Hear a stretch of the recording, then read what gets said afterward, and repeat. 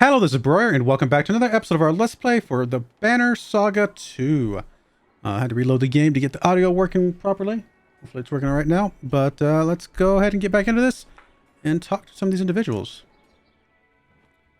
The blonde axeman, one of the two twins from a small village near Skogar, is chopping into a fallen tree for no apparent reason.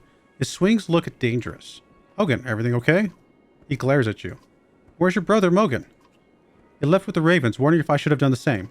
Why is that? I've been following your lead for a long time now, and for what? My brother's gone, my wife and children are frightened of everything around them, including me. I tell them this constant fighting is only for a time, but it's changing me. I see it in their eyes, in my own reflection. I thought I was doing it to protect them, but if they think I'm a monster, what's the point? Maybe you should hang up your shield and axe. Yeah, I kind of agree with that. He looks shocked by your response. Really? But what about all the other fighters? I'd be laughed at around the campfire. No one doubts your skills in a fight. Besides, if your family's important, you can handle some ribbing, right? You're making sense, sort of. Still, feels like I can protect them better by fighting. You make big decisions every day. Just make this one for me, will you? Yeah, keep chopping that log. The answer will come to you. There we go. If I'm going to swing this thing, it might as well be at something trying to hurt my family. The axeman looks somewhat relieved, if not a bit guilty. A few more fights then. Thanks, Rook. Something like this makes me glad we crossed paths when we did. Alright, that works. Let's go talk to the horse person. Think. You glance at Ubin, who snorts and smiles. Skathax? Thanking you for helping his friend Roek. Deirdre's the other one, but she's not in the talking with Varl and humans mood. You're welcome. I'd like you to meet Hakan. Skathax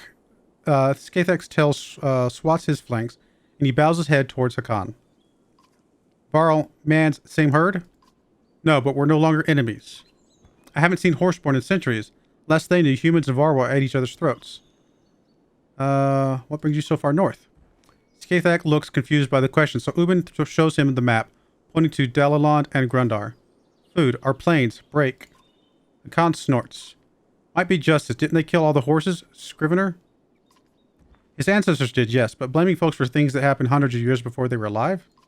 You may as well accuse these humans around us of starting the Great Wars. What happened to Roek? Roek, brave fighter. Protect food. Hit many times. Hit, who was attacking? Skathak says many things in other language. Sure. His eyes go wide and he stomps the ground before pointing west. You look at Ubin. I don't have a clue, but clearly not a friend. Was it the people here in Grundar? Skathan looks where Hakan is pointing. He shakes his head and points west again. The Varl king eyes Skathak suspiciously. How do you know our language? Skathak just stares at you. You talk like us. Where did you learn? Heard little trade with mans in mud. I think he means our bog friends, the cragsmen. Have you found the food you were seeking? Enough for time, I guess. 2 others take to herd in south. His hooves scuff the ground during certain words. Just those 2? What about you and the couple? Skathak, Roek, Deirdre, stay. This herd help. We help this herd. Oh, sure, thank you. Skathak nods in a movement that uses most of his upper body. Man, Varl, Horseborn, same herd. Funny. Ubin chuckles as the group separates. Alright, let's check out our heroes. We got this skull thing. Protects from death. If your strength is greater than 1, I guess is what that's saying. But -3 armor. 35% dodge.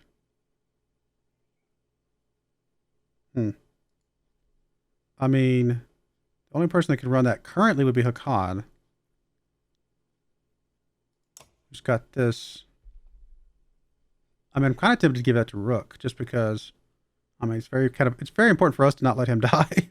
Here's the 3 new people. All right. Skathak, Horseborn Tilu. Got a trample ability. The horseman charges forward and tramples an enemy, then attacks from behind.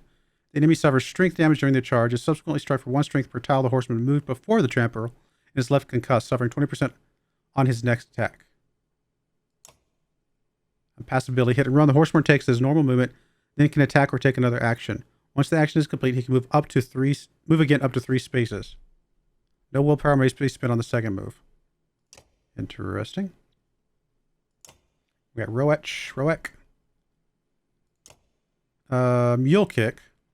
Knocks back up to 2 tiles, 4 tiles, 6 tiles. Delivers a devastating kick with his powerful horse's legs, damaging the target's armor, sending him flying across the battlefield, and leaving him stunned when he lands. Any other unit unfortunate enough to be in the path of the flying enemy suffers a violent hit as well. Be careful who is in the knockback path. And he's also got hit and run. And then we got Deirdre, a horseborn cantrip.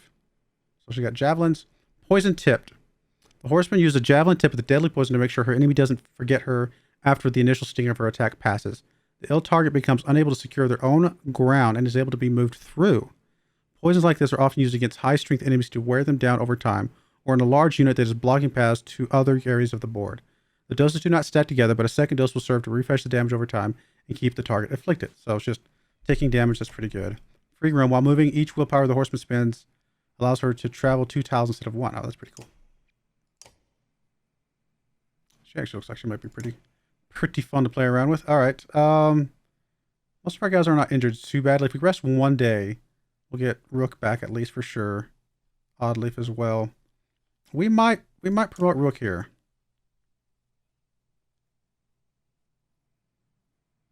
Yeah, I think we promote Rook here. He's pretty critical for a lot of things that we do.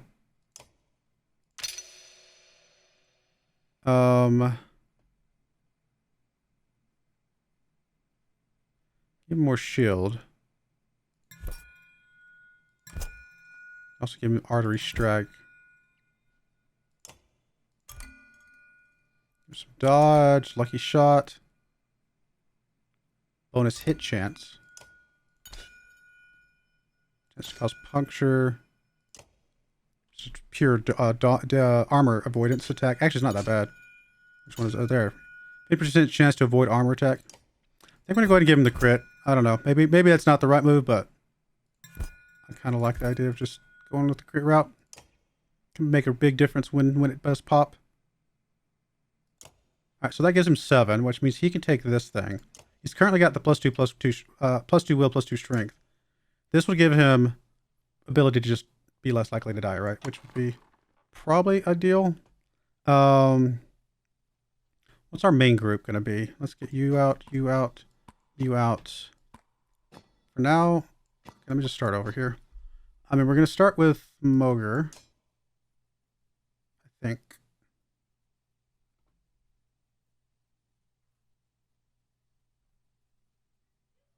Yeah, and then Ivor. Hakan. Actually, might do Hakan before Ivor. This is fine. Definitely want to bring Rook in. I think Ivan is pretty good to bring in most of the time. And I'm actually thinking about taking this Deirdre as another archer. She's already level 5. Plus that poison thing. Sounds like it might be kind of fun. I guess I can give her this one just because it's an easy just swap that in here. Give that to her. Cool. We'll try that. I mean, might play around with some of these other ones a little bit more. But I think that's a good start. We got a lot of heroes though, so got some room to play around with some of the injuries and stuff like that. I mean, honestly, maybe we don't heal him just yet. Maybe we wait. But there's so many people that are injured. One day of healing would get a lot of people back, and the other 2 we can hold on to. All right, anything at the market we want to look for? +2 execute. Is that what that's called? 2 execute talents or something like that? I mean, there's some nice things here. Don't get me wrong. There's some really nice things here. It's hard for me to believe it's worth spending too much renown on some of these things when I could just level somebody up. Now, if we didn't have anybody to level up, that's different. All right, I think we rest at least 1 day here.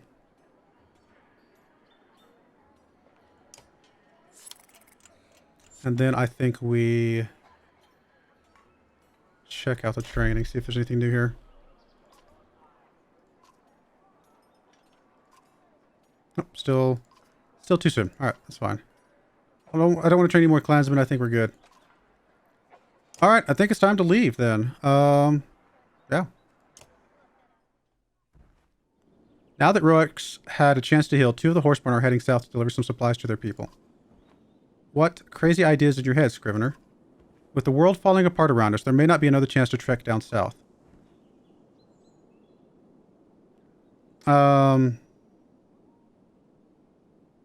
Everyone's free to do what they want, but you'll be missed. I think that's fair. Remember that when it comes to dealing with Roga as well, if he wants to depart, let him. Then be safe, Ubin, and join us again if you can. You know where we're going? You know where we're going. Don't worry about me. Just make sure you're alive to see this thing through to Arborang. Farewell. Scrivener says a few more goodbyes before departing with the Horseborn. Alright. I actually don't know. I mean, how much longer is this version of the game? I actually don't know. The governor catches up to you and asks for a moment of your time. His bodyguard is beside him, silent. There's something to be said for you getting us across that chasm and through that bog. Is that a compliment? You just haven't gotten as many people killed as I expected. Okay, fair enough. You give the governor a half smile. You'll still fail, and I'll be there to push your face in the dung. Okay, thank you, my friend. Is there something you wanted? I want to see these people safe to Arborang. Get us across these barren plains, and I might be impressed. He turns to leave, but stops. Oh, and try not to pick up any more strays on the way, okay? Rugged steers in the direction of the horseman before walking away. Wasn't he just a nice, pleasant fellow?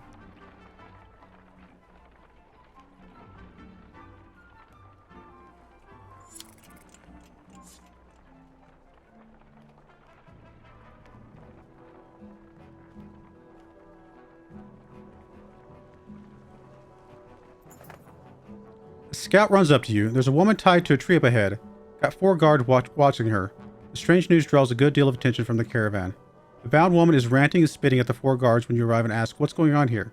This here's a witch, one guard says, plaguing our clan, making everyone really sick. But we caught her and brought her way out here. The others nod. She's to be tied here for 5 days without food or water, then cut loose. Been 3 days so far. But she'll die on her own after that long with nothing to eat or drink, you say. That's not us, the guard. Not on us, the guard responds. But if you want to set her free, we'd be bigger fools than you to get in your way. How do you know she's a witch? Everyone looks at the woman who's grinning a toothless grin. She scratches at the tree bark and calls out the dead gods one by one. If that's not enough, the guard says, she was seen squeezing mistletoe berries into the water troughs. Think I heard that makes you sick. The other guards bob their heads in agreement.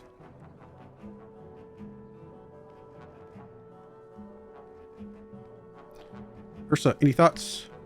Ursa smiles and saunters towards the tied woman. She says a few quiet words to the prisoner and looks her over before returning.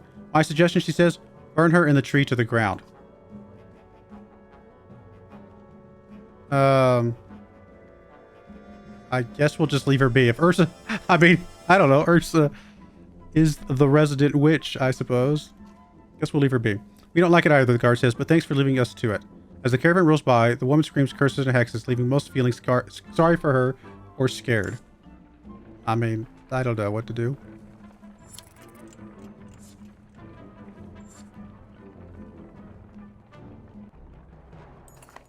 Ahead, the caravan comes to an immediate halt. That's the second shoe this beast has thrown in a day, the ox tender curses. It will take some time to see to the ox, so you call for camp. While most of the clansmen sleep or lose themselves in drink, Juno requests a moment to speak with you alone. You are holding things together remarkably well. You sound surprised. When I first looked in your mind at Borsgard, I knew you would do anything to return to Alette. Her death, some of the greatest people in our history have gone mad at the loss of loved ones. You say nothing but continue to look at the Valka. You're not insane, Rook. You're experiencing tremendous grief and still managing to lead this caravan. That is something to be proud of. Juno patiently awaits your reply. Anyone here could do what I'm doing. Juno's smile is one of sadness and harsh realities. Not anyone, but yes, possibly others. It's why I have been watching you. If you no longer seemed worthy, you would be replaced. Well, that's very kind of you. You act like I have no say in the matter. Quite the contrary. Your every decision is your say in the matter. You keep all these people alive as best you can, as if they were all from your own clan. That is rare and needed. What is your part in all this? The Valka grows silent, looking down for a long moment before answering. My role has many names. Instigator, catalyst, mistake. But you and I are both fledglings in what is required for us, what we must do. You didn't actually answer me, because I honestly don't know how. Only the future will tell if my role is villain or hero. Okay, that's comforting. Thank you. I should be getting back to the others. Before you go, there's one thing I must address with you. The serpent. I thought you needed some books in Manahar before noting anything else about it. That is true, but the chasm at Ormsdalr and the tremors in the ground concern me. Yeah, me too. Should that incredible creature ever resurface, do not attempt to stop it. It would take power unseen in ages to affect the serpent. If you see it, run. Her words chill you as you find yourself nodding to her command. Alright. Anything we want to do with the heroes? And we do still have a little bit of points. I suppose I could. See if Ivan could be upgraded or promoted. Nope, one more point. Okay.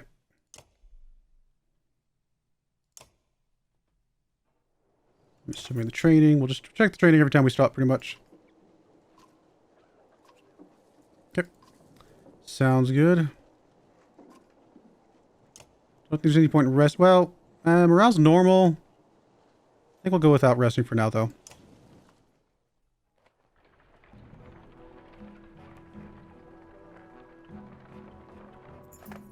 A woman hauls a young girl in front of you in a crowd of others.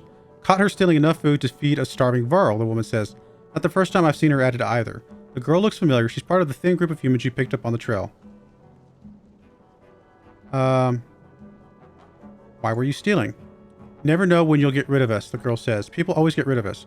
Her mother bursts through the crowd. Stupid girl, these people were good to us, she says. But it's too late. Drifters come the angry shouts from the clansmen. Drifters are people without a banner. They are blamed for all sorts of woes, mostly undeserved. The Varl and clansmen alike run them off before you can make sense of it all. But you're left wondering what will become of them. Okay. Guess we didn't have a choice in that one.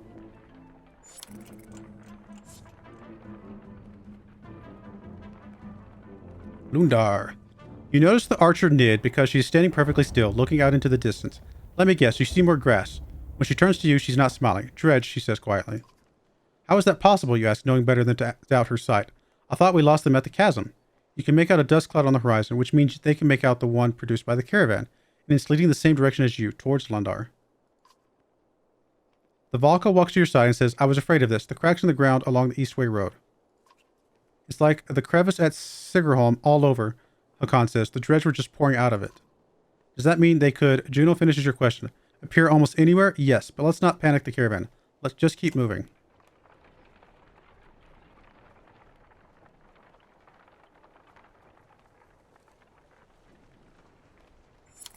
Lundar, the Archer's Haven, home to the finest Fletchers in the world, though it appears beset with war.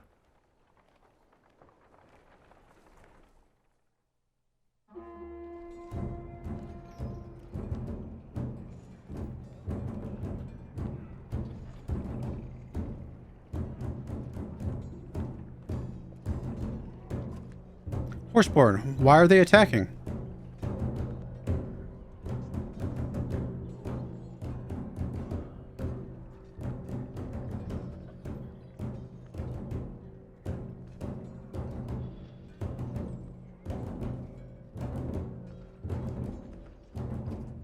Looks like the dredge are hitting the town too.